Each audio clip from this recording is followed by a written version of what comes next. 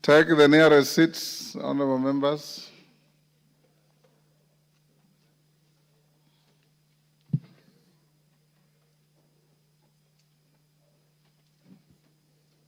Honorable members, I have two communications to make. One is a recognition of a delegation from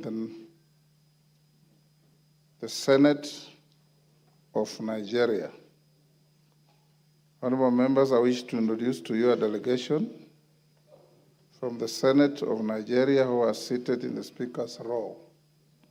The delegation comprises members of the Committee on Constitutional and Electoral Review and Committee on Women Affairs. They are Senator Patrick KIBWEZI, MP, leader of the delegation,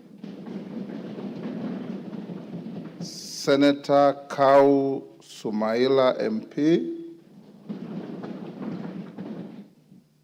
the Honorable Miriam Odinaka, MP, the Honorable Tajuddin Karim, MP. Honorable members, the delegation is accompanied by 4 parliamentary staff and 1 official from United Nations UN Women who are seated in the Speaker's gallery. The delegation is in the country to benchmark on strategic interparliamentary relations and to share experiences pertaining to parliamentary practices and to gain deeper insights into legislative processes as well as gender-responsive legal reforms. Honorable members, on my behalf and that of the National Assembly, I welcome them to the Parliament of Kenya and wish them fruitful engagements during their stay in the country. I thank you.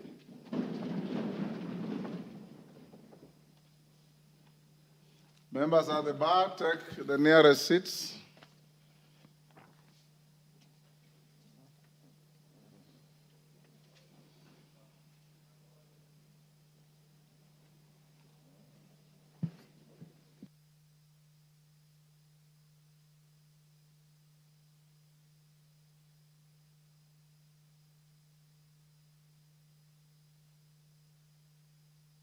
Members, let's go to the next order. I'll come back to communication in a little while.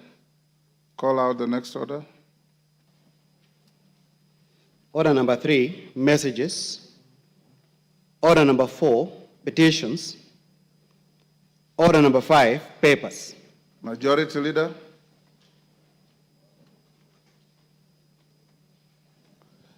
Honorable Speaker, thank you very much. Honorable Speaker, I beg to lay the following papers on the table of the House today, Tuesday, October 01, 2024.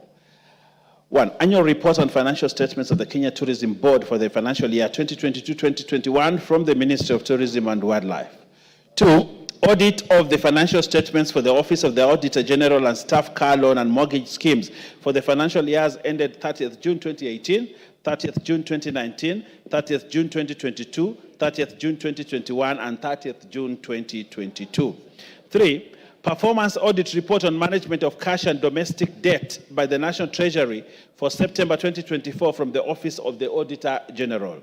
4. Performance Information System Audit Report on the Pensions Department Management Information System for September 2024 from the Office of the Auditor General. 5. Reports of the Auditor General and financial statements for the year ended 30th June 2024 and the certificates therein respect of the following institutions: Central Bank of Kenya, Public Sector Accounting Standards Board, and Capital Markets Authority. 6.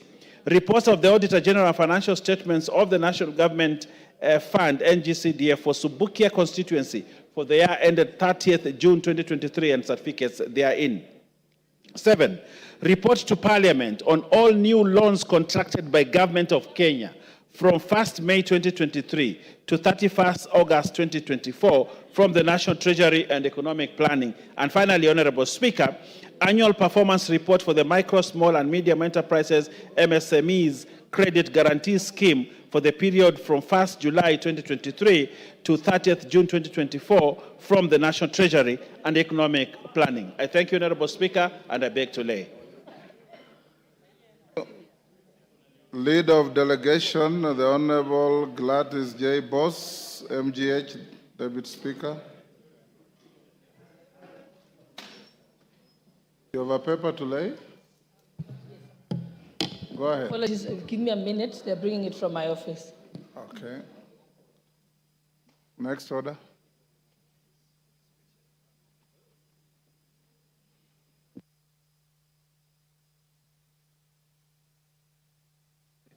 Yes.